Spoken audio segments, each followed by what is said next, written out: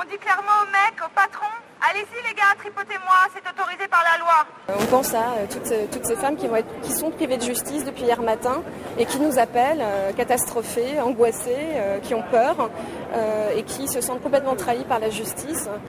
Le 5 mai 2012, associations féministes et victimes de harcèlement sexuel crient leur colère et leur désarroi. La veille, le Conseil constitutionnel a abrogé la loi pénalisant le harcèlement sexuel. À l'origine de ce coup de tonnerre, il y a un homme, Gérard Ducret. Cet ancien député a été condamné en 2011 pour harcèlement sexuel. L'ancien secrétaire d'État de Valéry Giscard d'Estaing a saisi le Conseil constitutionnel en déclarant que le délit qu'on lui reprochait n'était pas conforme à la Constitution. Et les sages lui ont donné raison. Le harcèlement sexuel est alors défini comme le fait de harceler autrui dans le but d'obtenir des faveurs de nature sexuelle. Aucune précision n'est donnée sur ce que signifie concrètement le terme harceler. Un flou que les défenseurs des victimes de harcèlement dénonçaient eux-mêmes. Le texte est anticonstitutionnel. Il ne définit pas un délit.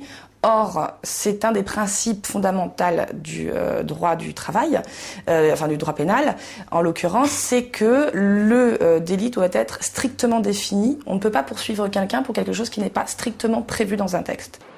La colère des victimes n'est donc pas née de là, mais du fait que le Conseil constitutionnel a abrogé une loi sans attendre que le législateur en vote une nouvelle, créant ainsi un vide juridique. Toutes les personnes qui ont porté plainte sur le fondement de cette loi ont porté plainte sur le fondement d'une loi qui n'existe plus. Donc automatiquement, les procédures n'existent plus.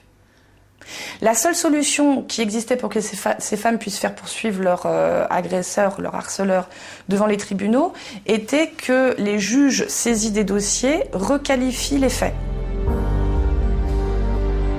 Une requalification en harcèlement moral, par exemple. Un délit reconnu, lui, par la loi. Mais dans les faits, la démarche est tellement lourde que les 2000 victimes dont les affaires étaient en cours ont vu leur dossier passer aux oubliettes.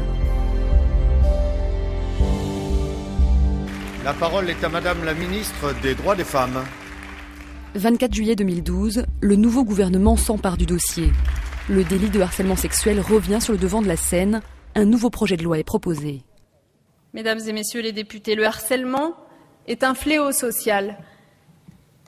Ce harcèlement, il prend ses racines dans une culture de la domination masculine dont certaines manifestations deviennent intolérables et ne doivent plus être passées sous silence. La loi est adoptée le 6 août 2012.